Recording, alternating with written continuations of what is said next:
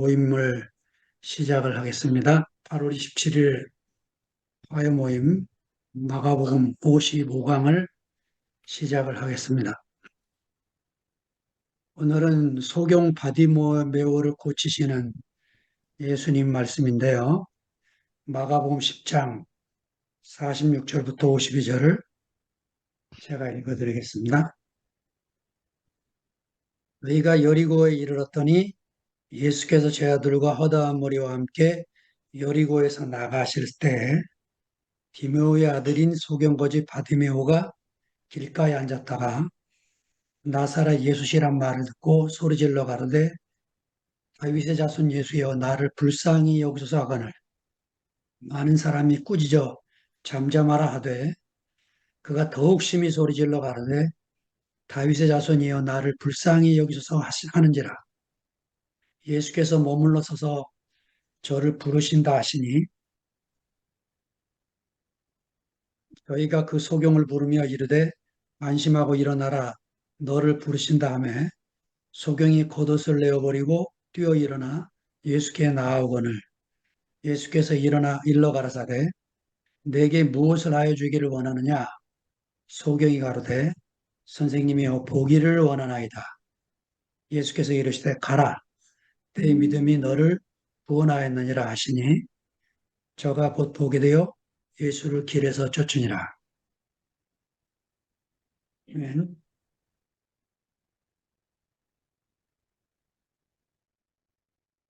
음. 마가의 문장을 읽어보면 그 좀 불편하고 왜 이렇게 썼을까 하는 느낌을 갖게 하는 문장이 많습니다. 오늘도 이제 그런 부분인데 저희가 여리고에 이르렀더니 예수께서 제 아들과 허다물이 함께 또 여리고가 나와요. 여리고에서 나가실 때 이거 앞에 문장 저희가 여리고에 이르렀더니 이걸 빼도 아무 문제가 없어요. 문장에. 그래서 마태는 이 하나로 줄여버리고 예수께서 여리고를 나가실 때 이렇게 쓰고 누가는 예수께서 여리고에 도착했을 때 이렇게 쓰고 이 두 번 문장이 부담스러워서 고쳐 쓰고 있습니다. 그런데 이제 그 제가 메시지 성경에서 배운 게 시편 1편 1 말씀에 묵상이라는 단어를 말씀을 곱씹는다고 표현했어요. 곱씹는다. 그래 마가의 이런 표현을 왜 이렇게 두 번을 표현했을까 곱씹어 보다가 여호수아 6장의 여리고를 점령한 여호수아의 이야기가 떠올랐습니다. 그래서 그 여호수아 6장을 읽어보니까 여리고라는 성이 얼마나 그 커다란 성인지 난공불락의 성이에요. 가나안 땅을 들어가는 첫 성입니다. 여기를 점령하지 않으면 다음을 점령할 수가 없는 첫 성을 만났는데 그 고고학자들 얘기가 마차가 두 대가 동시에 지나갈 정도로 성벽이 이렇게 두꺼웠대요. 그러니까 뭐 지금 대포나 나타나야 부서뜨릴 그런 그 당시의 무기로는 성을 허물 수가 없는 그런 이제 상황인데 하나님이 뭐라고 말씀하시냐면 하루에 한 바퀴씩 6일을 돌고 7일째 되는 날 7바퀴 돌아라. 그러면 성이 무너질 거다. 그래가지고 이제 정말 하루에 한 바퀴 동안 6일 동안 도는데 앞에 무장한 군인을 세우고 제사장 7이 나팔을 불고 그 뒤에 언약궤가 따르고 뒤에 또 무장한 군인이 따르고 이렇게 하면서 이제 하루에 한 바퀴씩 돌아서 6일을 그렇게 돌고 마지막 7일째 일곱 바퀴를 돌아서 총 13바퀴를 돌고 함성을 지르니까 그 소리에 성벽이 무너졌다. 이게 이제 여호수아의 기록의 내용입니다. 전생사에 이런 사건은 없었죠. 이렇게 뭐 소리 질러가지고 성이 무너진 예는 한 번도 없었습니다. 성경에만 있는 이야기예요. 근데 여기 특이사항이 뭐냐면 내용이 6일 동안 도는데 말을 하지 말라는 거예요. 침묵을 지켜라. 그 왜 말을 하지 말고 조용히 나팔 소리만 하고 절대 말하지 마라. 그리고 돌게 했을까? 아마 3, 4일은 그냥 아무 생각 없이 돌았을 것 같아. 근데 5일, 6일째 넘어가면서 이랬었겠죠. 누가, 야, 이거 우리 미친 짓 하는 거 아니야? 이렇게 이제 의심이 한 사람이 시작을 하면 그게 다 번질 테니까 아예 입을 봉하라고 명령을 하신 거예요. 그 여호수아 6장 앞에 또 무슨 사건이 또 하나 나오냐면 여호와의 군대 장관이 나타나요. 여호수아 앞에. 여호사가 딱 무릎 꿇으니까 뭐를 요구하시냐면 모세에게 했던 말씀, 네 발에 신을 벗어라. 이렇게 명령을 합니다. 자, 네 발에 신을 벗어라. 이게 뭡니까? 네 생각을 내려놔라. 이 전쟁은 네가 힘쓸 수 있는 게 아무것도 없다. 내가 할 테니까, 내가 앞장서서 싸울 테니까 너는 조용히 내가 시키는 대로만 따라와라. 이게 네 발의 신을 벗으라는 얘기. 우리가 이제 교회 생활 안에서 매번 경험하는 게 이런 내용이죠. 내가 문제 삼는 거를 보면 나는 환경을 탓하고 저 사람을 탓하는데 하나님 말씀이 내게 오면 내 문제예요, 내 문제. 그 사람 문제인 줄 알았더니. 자, 그래서 이제 입딱 닫고 하나님이 시키는 대로 오른쪽으로 가자 그러면 오른쪽으로 가고 왼쪽으로 가자 그러면 왼쪽으로 가면 되는 그런 삶이 시작이 되는 거죠. 자, 그러니까 마가가 저희가 여리고에 들어갔다 이를 도착하자마자 또 여리고에서 나가실 때 바디메오를 만났다. 뭘 보여주려고 합니까? 이미 예수님이 여리고를 딱 접수했어요. 여리고 끝. 이 여리고는 예루살렘을 가기 위한 길목이에요, 길목. 이 성을 지나가야 갈 수 있어요. 이 성은 성문이 열리지 않으면 못 지나가. 길목에 있습니다, 길목에. 그 이제 이미 도착을 했고 지나갔어요. 그래서 이제 다시 나가실 때 이런 일이 벌어졌다. 자, 여리고를 왜 접수하셨냐?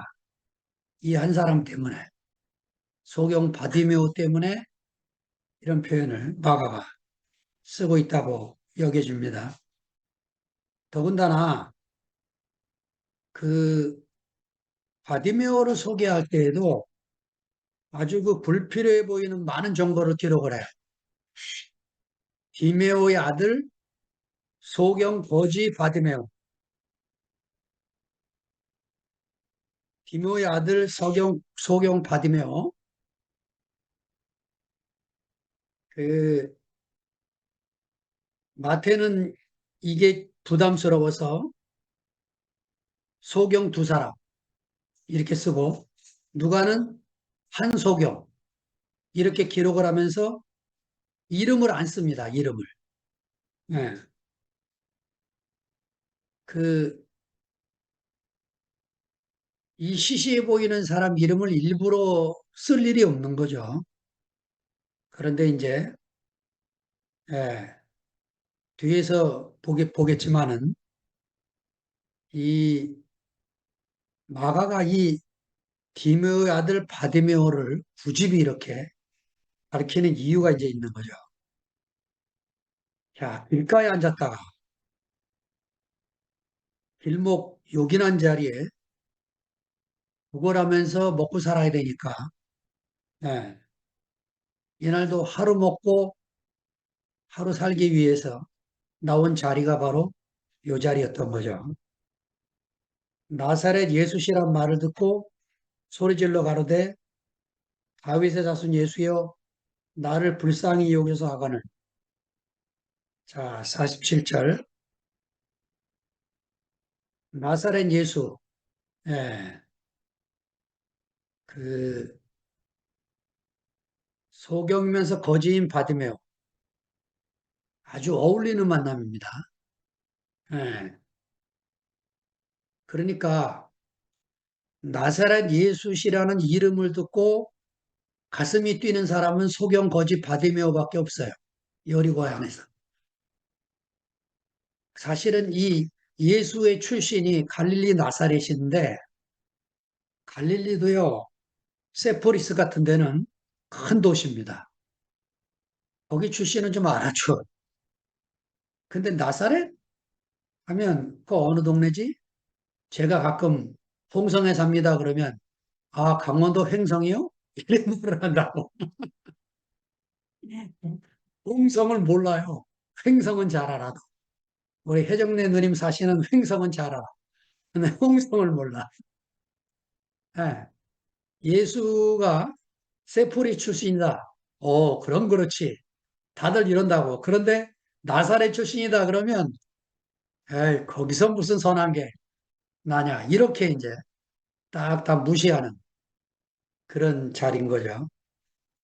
예, 소경이면서 거지인 바디면의 형편을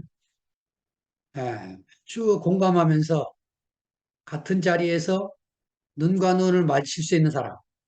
이 사람이 나사렛 출신 예수인 거죠. 자, 그 소리를 듣자마자 예, 바디메오가 소리를 지릅니다. 다윗의 아들 예수여. 다윗의 자손이라고 그랬는데 이 자손이라는 말은 아들이라는 말입니다. 다윗의 아들 예수여. 디메오의 아들 바디메오. 대칭되는 이름이죠. 다윗의 아들 예수. 디메오의 아들 바디메오. 예. 자, 아버지가 왜요? 아버지 이름이 디메오죠. 그래서 아들을 바자를 붙여서 바디메오예요. 디메오의 아들. 뭔 말이에요? 아버지가 지금 자기 이름을 아들에게 지어 그대로 준 거야. 디메도의 뜻이 뭐냐면요. 명예, 높은 상을 받다. 이런 뜻입니다. 그러니까 이 아버지가 자기 이름이요. 무슨 상을 받고 얻은 이름이야. 그냥 이름이 아니고. 그래 명예라는 뜻을 가진 그런 이름이에요. 그러니까 아들에게도 자기가 받은 이 명예를 물려주고 싶어서 아들에게 주었는데 불행하게도 이 아들이 소경이 된 거예요. 소경이. 그래서 거지가 된 겁니다. 소경은 자동으로 거지가 되는 거죠. 예. 그래서 그 마가는 이렇게 안 써도 될 것 같은 이름을 굳이 쓰고 있는 겁니다. 나를 불쌍히 여기소서. 예. 여러분 시편 150편을 읽다 보면 특별히 다윗의 시 안에서 이런 표현이 끊임없이 나옵니다. 나를 긍휼히 여기소서, 나를 불쌍히 여기소서 같은 의미죠.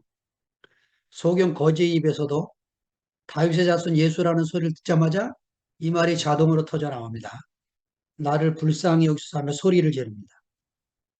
제가 거기에 시편에 나를 불쌍히 여기소서라는 표현을 몇 개 뽑아서 적어드렸는데 특별히 31편에 있는 9절에 있는 말씀을 읽겠습니다.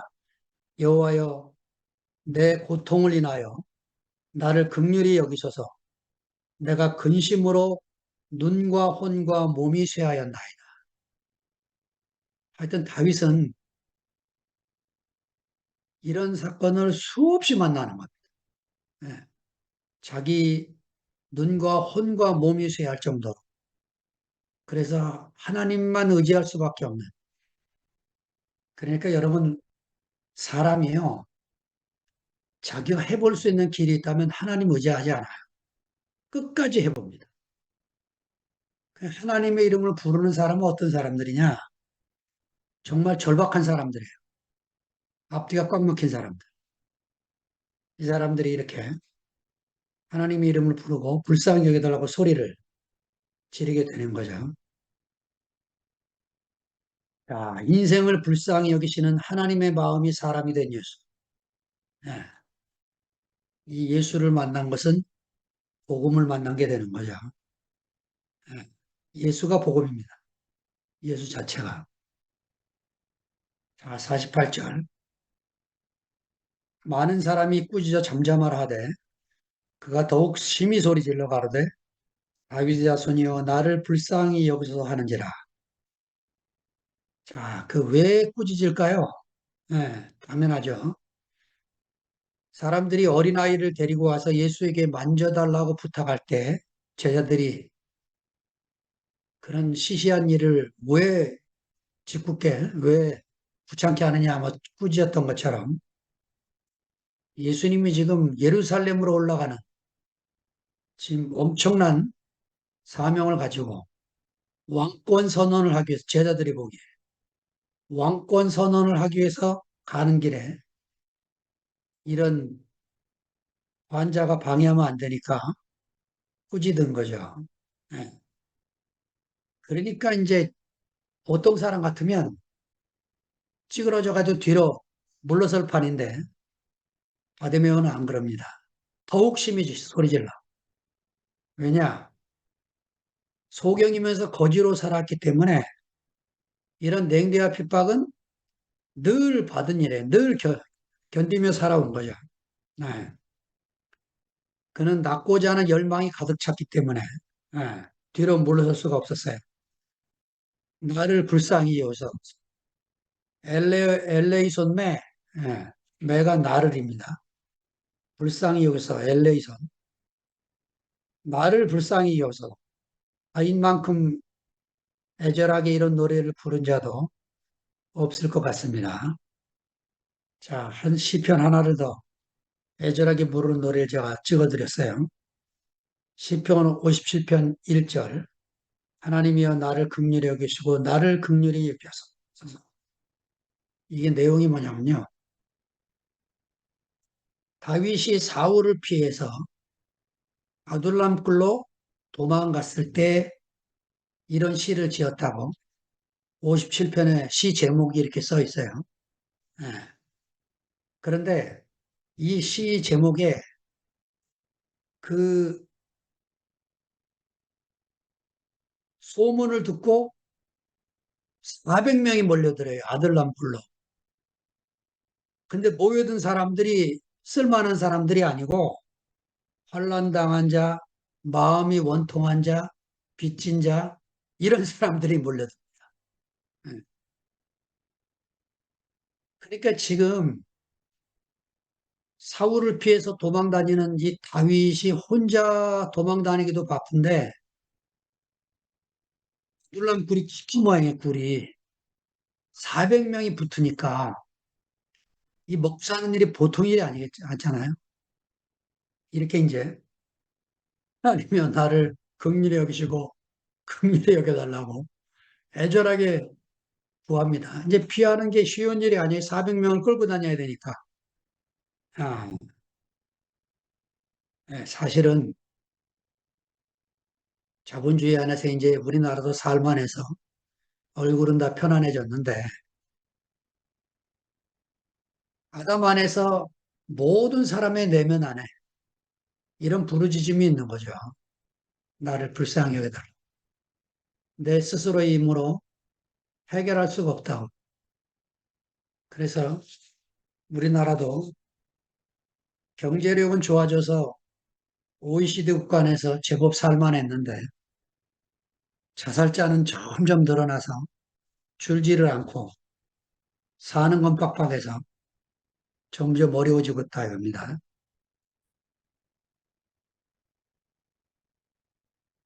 자, 49절로 넘어갑니다. 예수께서 머물러 서서 저를 부르시라 하시니 저희가 그 소경을 부르며 이르되 안심하고 일어나라 너를 부르신다 하니 예수님이 가던 길을 멈추십니다. 예, 보통 사람 같으면 불쌍한 맹인에게 동전 몇 푼 주고 갔겠죠. 그러나 주님은 그런 분이 아니죠. 지금 비장한 마음으로 예루살렘을 향하여 가는 길이지만 이 소경 거지가 부르짖는 소리에 길을 멈추게 됩니다. 저는 이런 주님 앞에 늘 심판이 되는 사람이에요. 제가 어떤 사람이냐면 뭐 MBTI 이런 거 뭐 안 해봐서 모르는데 제가 일지향적인 일 중독자입니다. 그래서 일이 보이면 사람이 안 보여요. 그래서 그거를 해결해야지. 예. 그러니까 그 일에 미쳐갖고 늘 사람을 놓치고 사람에게 상처 주고 이러는 사람이었어요. 아이고, 그러니까 저와 같이 사는 우리 집사람이나 함께 살았던 형제들이 얼마나 힘들었겠어요. 그런데 주님은 그런 분이 아니죠. 예수님은 가던 길을 멈추고 이 소경의 부르짖음에 응답하시고 계시는 걸 봅니다. 무리들이 말합니다. 안심하고 일어나라, 일어나라. 자, 일어나라, 다르세이. 이 말은 예수님이 제자들의 풍랑과 씨름하고 있을 때 제자들을 돕기 위해서 가까이 가자 제자들이 유령인 줄 알고 막 소리 지르니까 예수님이 말씀을 하십니다. 안심하라 내니 두려워 말라. 그때 이 안심하라, 다르세이 똑같은 말을 지금 반복해 나옵니다. 그 공성에 몇 형제가 안 사는데 그 저한테 주례를 쓰고 그 살다가 도저히 결혼 생활이 안 된다고 홍성에 와서 내려와서 사는 젊은 부부가 있는데 요새 이제 애 하나 낳고 뭐 정신없이 살고 있어요. 그래서 자매가 마음이 가난해져 갖고 가끔씩 문자 와요. 말씀 하나 주세요. 말씀 좀 해주세요. 그 문자 보고 그 부탁을 볼 때마다 아이고 하나님 제가 뭔데 이런 말씀을 해달라고 부탁을 합니까? 어, 안심하고 일어나라. 이렇게 말씀하는 사람이 있으면 얼마나 복되겠습니까? 어? 안심하고 일어나라. 아무 문제 아니다. 어. 자, 세상 속에 살고 있지만 세상 일에 매몰되지 않는 사람. 이 사람이 필요한 거죠. 나랑 똑같이 세상에 살고 있는데 세상에 빠져 살지 않는 사람. 이 사람이 우리에게 있어야 풍랑 속에 있는 제자를 건지듯이 우리가 건짐을 받게 되는 거죠. 다음 구절이 있습니다. 소경이 겉옷을 내어버리고 뛰어 일어나 예수께 나아오늘. 겉옷을 내어버렸다. 이 소경의 겉옷은 굉장히 중요해요. 왜냐하면 요거 엉덩이 깔고 무릎 딱 덮으면 무릎 위에 동전을 던지고 가기 딱 좋은 거거든. 예, 돈벌이 밥그릇이에요, 밥그릇. 그런데 자기 인생을 송두리째 바꿔줄 주님을 만나니까 뭐 그거 붙들고 있을 일 없잖아요. 던져버리고 간 거, 내어버린 거죠. 자, 우리가 앞에서 부자 청년을 봤죠. 10장에서. 부자 청년도 동시에 예수님께 왔지만 버릴 것이 너무 많아서 근심하고 돌아갔어요. 예, 이 소경처럼 버릴 것이 가벼운 사람, 버릴 것이 없는 사람. 이 사람이 복된 사람인 거죠. 예, 겉옷을 내어버리고 뛰어 일어났다. 마가가 그리듯이 이렇게 용수철처럼 튀어 올라오는 바디메어를 그리고 있습니다. 우리가 이 언어의 마력이라는 게 놀라워요. 예, 이번에도 또 미국에서 또 놀라운 극작한 사람이 영어로 또 소설 하나를 써서 엄청나게 또 이제 히트를 치고 있는 모양인데, 그 소경 바디메오는 이날을 위해서 그 길에 앉아서 평생 구걸하고 있었던 거죠. 예. 저는 이 장면을 읽으면서 제가 1997년에, 7년도에 주님을 만났던 그날이 생생하게 제게도 떠오르게 되는 거죠. 예. 97년도는 여러분이 다 아듯이 IMF 터진 해입니다.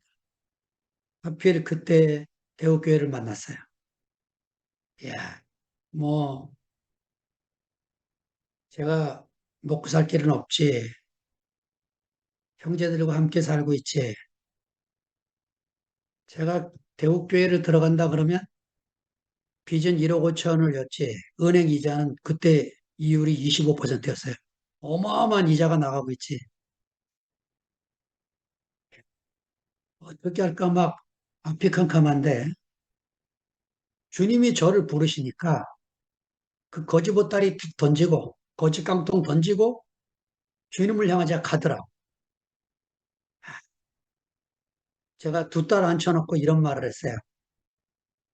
내가 아빠가 드디어 살 길을 찾았다. 아빠가 예수를 알려고 평생을 걸어왔는데 그 예수를 알 수 있는 길을 찾았다. 아빠를 믿고 따라와 줘라. 아빠가 이제 시작이기 때문에 옛날 모습 그대로 살고 있을지 모르지만 반드시 변할 거다. 그 변할 때까지 아빠를 기다려주고 믿고 따라와 줘라. 그렇게 하고 시작한 길이에요.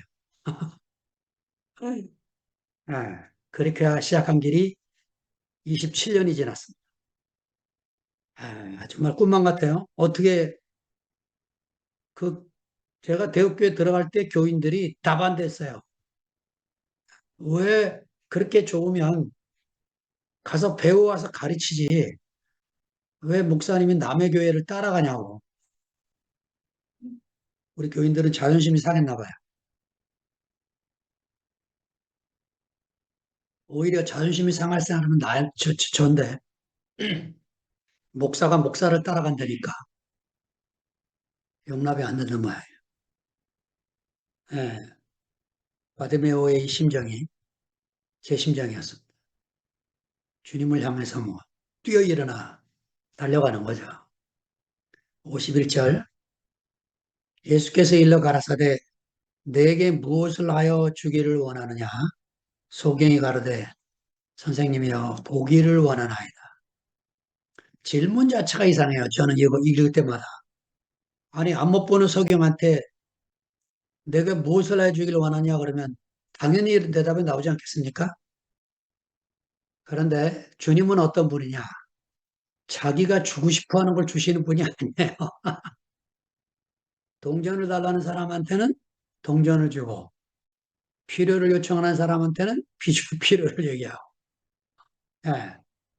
예수 자신을 원하는 분한테는 자기 생명을 주시는 분이죠. 예. 또 뭐 하나 간절한 마음이 없으면 그냥 또 지나가시려고 하는 분이고 엠모의 두 제자처럼 예. 붙들지 않으면 지나가시는 분이세요. 자, 이 아주 예수를 세밀하게 알도록 사복음서가 아주 다 각자 자기가 만난 예수를 그려주게 있는 게 감사합니다. 선생님이요 하고 부르는데 원문에는요. 나의 선생님이요. 라보니요 이렇게 요한복음 20장 16절에 있는 것처럼 그렇게 부릅니다. 그러니까 선생님이요 하고 나의 선생님이 하고 어감이 다르죠. 지금 아데메오는 이미 예수님을 친밀하게 느끼고 이렇게 말하는 거예요. 오기를 원한 아이다. 예. 앞에 두 제자는 예수님의 좌우편, 영광의 자리를 요구했어요. 그러나 이 거짓 소경은 보기를 원합니다. 뭘요? 참사람 예수를 보기를 원합니다. 이렇게 요청을 합니다. 한스 킹이 이런 말을 했습니다. 캐톨릭 신학자인데 그리스도인이 된다는 말은 철저하게 인간이 된다는 것을 의미한다. 이 양반이 아주 진보적인 신학을 해서 캐톨릭 교회에서 쫓겨났습니다. 파문당해서 예, 어느 쪽에도 속하지 않은 자유인이 돼서 신학을 했습니다. 예, 사람으로 오신 예수, 이 예수를 전하기 위해서 아주 애썼던 학자입니다. 왜 보기를 원했을까요? 뭘 보고 싶어 했을까요? 정말 사- 자연 산천을 보는 게 중요한 게 아니고 이 뒤에 이 소경의 행동처럼 이 예수를 따르는 이 모습을 보니까 예, 참사람 예수, 나사렛 예수, 예, 다윗의 자손 예수, 이 예수를 보기 원했던 거죠. 마지막 절입니다. 예수께서 이르시되 가라. 내 믿음이 너를 구원하였느니라 하시니 저가 곧 보게 되어 예수를 길에서 쫓으니라. 예수님이 소경의 눈을 고칠 때 두 사건을 제가 찾아보니까 귀 먹고 봉어리 된 자를 고칠 때에는 양손가락을 귀 속에다 집어넣고 침을 뱉어서 이 귀 먹고 봉어리 된 사람 혀에다가 바릅니다. 또 소경의 눈을 고칠 때에도 마찬가지로 마을 밖으로 데리고 나가서 눈에 침을 뱉고 안수해서 고치십니다. 왜 이러셨을까요? 예, 이 환자들의 믿음을 돕기 위해서 이런 행동을 하신 거겠죠. 그런데 이 바디메오는 그럴 이유가 없어요. 왜냐? 예수님을 100% 신뢰하는 믿음을 갖고 있었어요. 우리 한철이가 표현하듯이 100% 예수를 신뢰했어요. 그러니까 예수님이 그냥 말로 고쳤습니다. 말로, 말씀으로. 가라. 내 믿음이 너를 구원했다. 하고 가라 그러고 이제 보내준 거죠. 마음이 가난한 바디메오. 예, 눈이 열렸습니다. 예수님은 가라 그랬지만 그는 떠날 수 없는 자가 됐어요. 왜냐? 예, 그는 사실은 밥 먹는 문제 때문에 그 여리고 성문 앞에 앉아 있었지만 그 인생의 가장 큰 갈망, 어? 사람의 목적, 사람은 왜 사는가? 무엇을 위해 사람이 지어졌는가? 예수를 만나니까 더 이상 질문이 사라진 거죠, 질문이. 부자들이 던져주고 간 동전, 상인들이 던져주고 간 동전, 경건한 자들이 불쌍해서 주고 가는 동전을 받고 살았던 바디머였지만 이제는 더 이상 그렇게 살지 않아도 될 새로운 길을 찾게 된 거죠. 그러니까 왜 이 마가는 이 10장 마지막 절에 예루살렘에 도착하기 전에 이 사건을 기록을 하냐면 마가복음에서요. 이 병 고치는 기적은 요게 마지막입니다. 바디메오가 눈을 뜨는 사건이. 그러니까 눈을 뜨고 예수를 따르든지 예수를 따르다가 눈을 뜨든지 사람이 눈이 열려야 인생의 지어진 목적, 하나님의 형상과 모양으로 지어져서 하나님의 필요로 쓰여지는 사람, 하나님의 필요를 채우는 사람, 하나님을 만족해 하는 사람, 하나님을 시원케 하는 사람, 이 사람이 된다는 거죠. 그러니까 예수를 알아가는 게 나를 알아가는 거예요. 내가 나를 알려고 하면 면벽을 하고 성철 스님처럼 깨달았다고 수십 년을 살았지만은 그의 인생 마지막에 정말 제게 정신이 번쩍 드는 그런 그 송영을 마치고 갔는데 예, 눈을 뜨고 예수를 따르든지 예수를 따르고 눈을 뜨든지 어찌하든 간에 이 제 아들이 지금은 소경이죠. 소경. 그러나 어느 날 되면 부활의 주님을 만나서 눈을 뜨고 살게 될 이 희망적인 암시, 이거를 지금 마가가 마지막 10장 마지막 절에다가 이 사건을 기록을 하면서 예, 자기가 지금 제자들을 부정적으로 그리고 있지만 주님은 이 사람들을 끝까지 이끌고 결국은 자기의 십자가 안으로 이 제자들을 끌어들여서 자기를 부인하고 자기 십자가를 지고 갈 사람들임을 믿고 끝까지 제자들을 책임지고 계시는 거죠. 예, 우리 인생도 똑같은 것 같아요. 바디메오 안에서 저도 발견이 되고 여러분도 발견이 되리라고 믿습니다. 왜 저는 10대 때 예수를 만나서 희망 없이 살던 제가 신학을 가서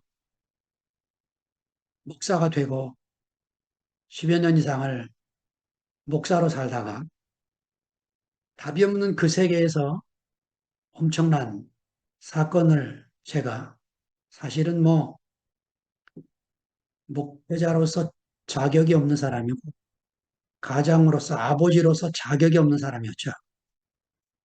애들 밥 먹일 생각을 안 하고 예수하는 길로만 사니 예. 그래서 제가 서울교회 제 둘째 딸 친구가 있었는데 그 친구 아버지가 스님이 되겠다고 그 엄마와 딸을 버리고 스님이 되신 그 딸이 있어요. 제 둘째 딸 친구인데 제가 그 둘째 딸 친구한테 이제 그런 얘기를 했습니다.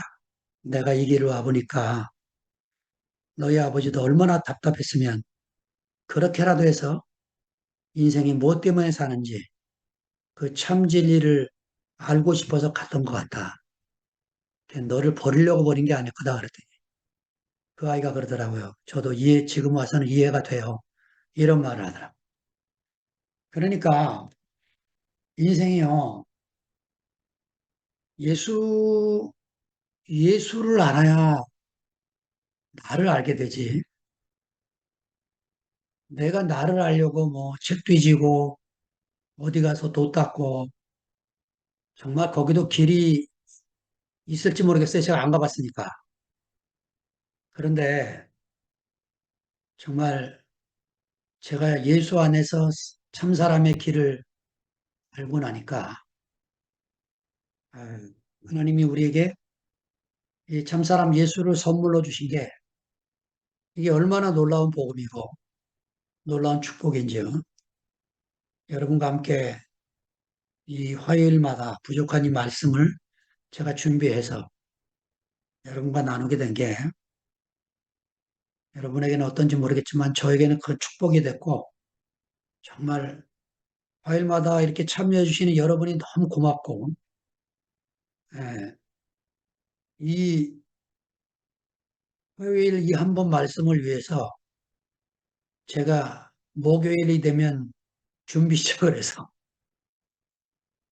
화요일까지 오로지 이 말씀을 위해서 살고 있는 사람이 됐습니다. 얼마나 감사한지요. 주님을 찬양합니다. 아멘. 아멘.